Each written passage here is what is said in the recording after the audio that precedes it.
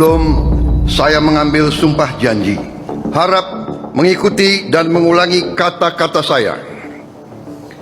Bagi saudara-saudara yang beragama Islam, demi Allah, saya bersumpah. Kalau kita mau jujur, jujur beneran, bukan jujur ala konferensi pers. Tahun 2025 itu bukan tahun biasa bagi politik Indonesia. Ini tahun uji nyali, tahun pembuktian, tahun di mana kekuasaan tidak lagi bisa sembunyi di balik kata stabilitas. Karena rakyat sekarang bukan penonton pasif. Mereka nonton sambil nyatet, sambil ngezoom, sambil komentar, "Loh, kok gitu?" Dan di tengah semua itu, berdirilah satu sosok. Prabowo Subianto. Presiden yang sejak hari pertama sudah memberi sinyal, ini bukan pemerintahan basa-basi, bukan juga pemerintahan yang suka memeluk semua orang demi tepuk tangan. Ini pemerintahan yang katanya mau kerja, mau hasil, mau disiplin. Masalahnya politik itu bukan barak militer. Di politik, yang malas itu licin, yang nakal itu pintar ngeles, dan yang gagal seringkali justru paling pandai bicara. Maka jangan heran kalau 1 tahun pemerintahan Prabowo Gibran diwarnai satu kata kunci, reshuffle. Bukan sekali, bukan 2 kali, tapi 4 kali. Dan itu bukan angka kecil, itu sinyal keras. 4 kali reshuffle dalam setahun itu artinya apa? Artinya presiden tidak sabar. Atau lebih tepatnya, tidak mau buang waktu. Karena buat Prabowo, waktu itu bukan sekadar kalender. Waktu itu utang ke rakyat. Dan utang, kalau ditunda-tunda, bunganya kepercayaan. Reshuffle pertama Februari 2025 mungkin masih bisa dibaca sebagai penyesuaian awal. Masih wajar, masih honeymoon period, masih fase, oke, kita rapikan dulu. Brian Yuliarto masuk, Satrio Sumantri keluar. Bahasa halusnya, regenerasi. Bahasa kasarnya, yang ribet, minggir dulu. Tapi titik baliknya bukan di situ. Titik baliknya ada di September 2025. Disinilah politik mulai terasa dingin. Serius. Dan agak menyeramkan buat yang duduk di kursi empuk, tapi kerjanya setengah hati. 5 menteri dicopot sekaligus. 5, bukan 1, bukan 2, 5. Ini bukan reshuffle biasa. Ini peringatan kolektif. Budi Gunawan, Sri Mulyani, Budi Ari, Abdul Qadir Karding, Dito Aryo Tejo. Nama-nama besar. Nama-nama yang dulu dianggap aman. Bahkan ada yang disebut tak tergantikan. Dan ternyata, di mata Prabowo, tidak ada yang tak tergantikan. Di sini kita mulai lihat satu pola kepemimpinan yang konsisten. Prabowo tidak peduli reputasi lama. Tidak peduli status bintang, tidak peduli siapa backing siapa. Yang dia lihat cuma satu, kerja atau tidak kerja. Masuklah Purbaya Yudi Sadewa ke Kementerian Keuangan. Bukan politisi, bukan tukang pencitraan, tapi teknokrat tulen. Pesannya jelas. Urusan duit negara jangan main-main. Ferry Juliantono naik jadi Menteri Koperasi. Mukhtarudin masuk ke urusan pekerja migran. Irfan Yusuf pegang Kementerian Haji dan Umrah, yang bahkan sampai harus diubah nomenklaturnya. Ini menarik. Karena perubahan nomenklatur itu bukan kosmetik. Itu sinyal bahwa negara mau pegang kendali lebih serius. Tidak mau urusan ibadah rakyat diserahkan ke birokrasi setengah hati. Lalu belum selesai. 9 hari kemudian, ingat, 9 hari bukan 9 bulan, reshuffle lagi.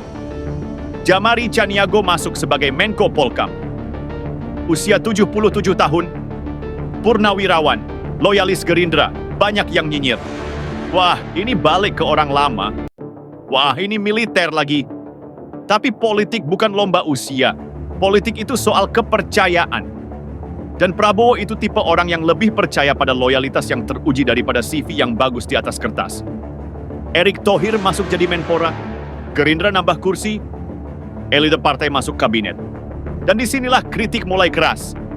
Publik mulai bertanya, ini reshuffle demi kinerja atau demi konsolidasi kekuasaan? Ini evaluasi objektif atau balas jasa politik? Pertanyaan ini sah, wajar, sehat. Karena demokrasi memang hidup dari curiga yang rasional, dan Prabowo tahu itu. Makanya dia tidak menjawab dengan pidato panjang. Dia jawab dengan kalimat pendek, tajam, tanpa basa-basi. Kalau sudah saya peringatkan 3 kali, masih bandel, ya reshuffle. Ini bahasa barak, tapi juga bahasa rakyat. Karena rakyat paham satu hal. Yang kerja setengah-setengah itu bukan cuma bikin negara lambat, tapi bikin rakyat capek berharap. Masalahnya begini, reshuffle itu alat, bukan tujuan. Ganti orang itu mudah, yang susah itu mengubah hasil.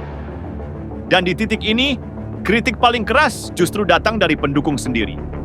Mereka bilang, "Pak, kami tidak butuh wajah baru, kami butuh hidup yang lebih mudah."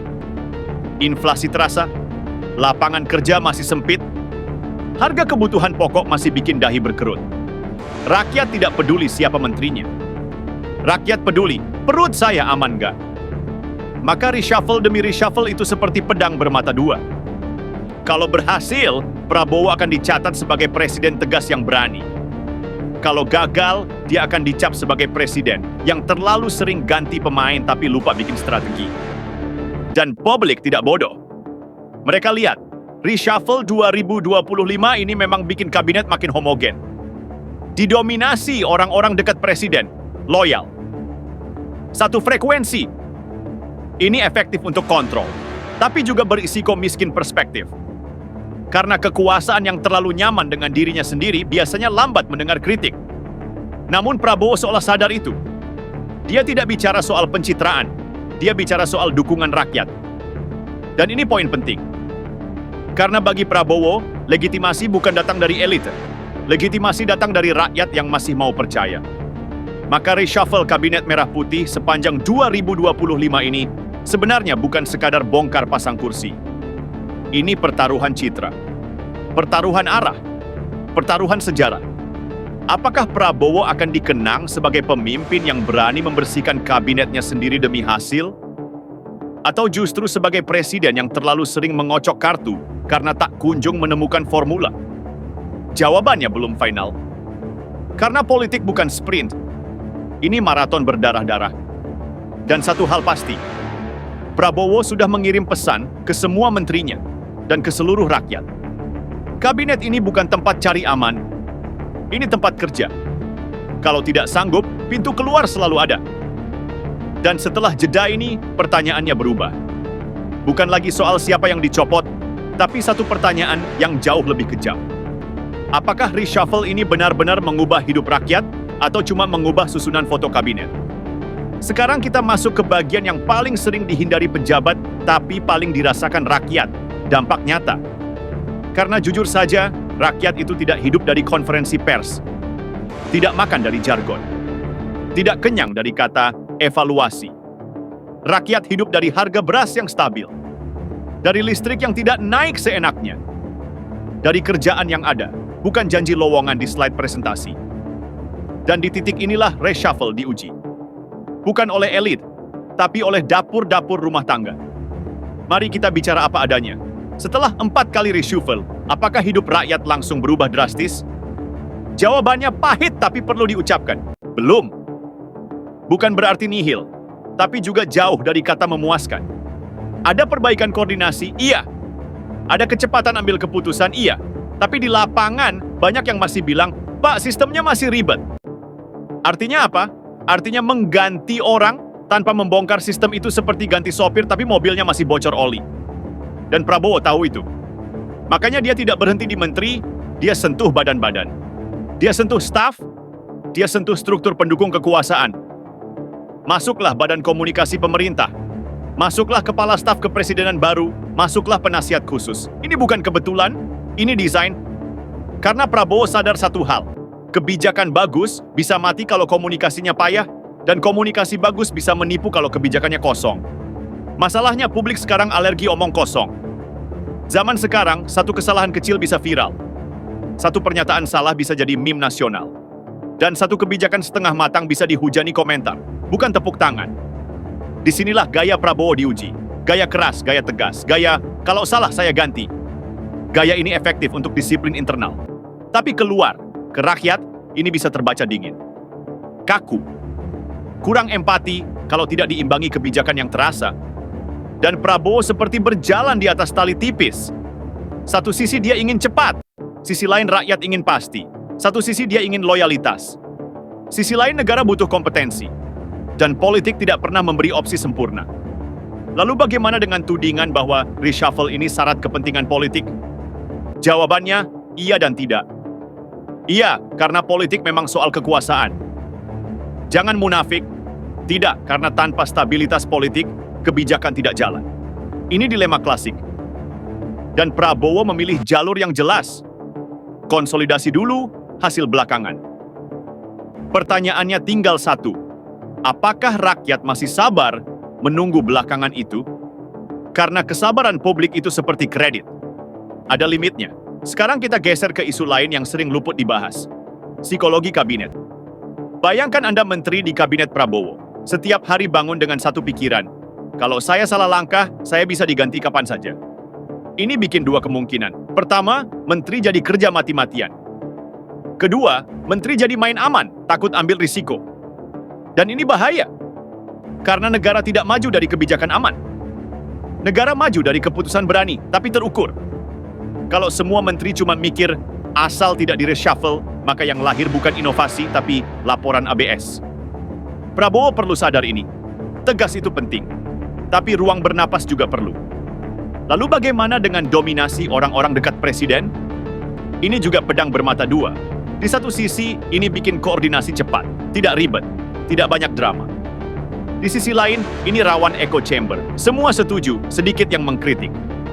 Dan sejarah sudah berkali-kali mengajarkan pemerintahan yang anti kritik biasanya tumbang bukan karena musuh, tapi karena kesalahan sendiri. Namun sejauh ini Prabowo tampak masih membuka telinga. Setidaknya telinga ke rakyat, bukan ke buzzer. Dia tidak sibuk pencitraan. Dia jarang drama. Dia lebih sering kerja di balik layar. Masalahnya kerja di balik layar itu tidak otomatis dirasakan. Rakyat butuh bukti. Bukan grafik. Bukan janji. Dan waktu terus berjalan. Masuk tahun kedua pemerintahan, toleransi publik akan turun. Alasan baru menjabat sudah tidak laku. Alasan warisan lama mulai terdengar basi. Di titik ini reshuffle tidak lagi jadi senjata pamungkas. Karena terlalu sering dipakai, efek kejutnya hilang. Kalau reshuffle kelima terjadi, publik tidak lagi kaget. Publik justru bertanya, masalahnya di orang atau di presidennya? Pertanyaan ini kejam, tapi sah, dan Prabowo tahu itu. Makanya fokus mulai bergeser. Dari bongkar pasang ke hasil konkret. Dari konsolidasi ke eksekusi. Karena sejarah tidak mencatat berapa kali Anda ganti menteri. Sejarah mencatat apakah rakyat hidup lebih baik di akhir masa jabatan. Dan disinilah taruhan sebenarnya dimulai. Setelah kabinet dirapikan. Setelah loyalis dikumpulkan. Setelah sistem komunikasi dibangun. Sekarang tinggal satu hal, kerja nyata. Kalau berhasil, Prabowo akan dikenang sebagai pemimpin keras yang akhirnya efektif. Kalau gagal, dia akan dicap sebagai pemimpin yang terlalu sibuk merapikan kursi, tapi lupa menyiapkan meja makan rakyat. Dan publik tidak akan menunggu selamanya.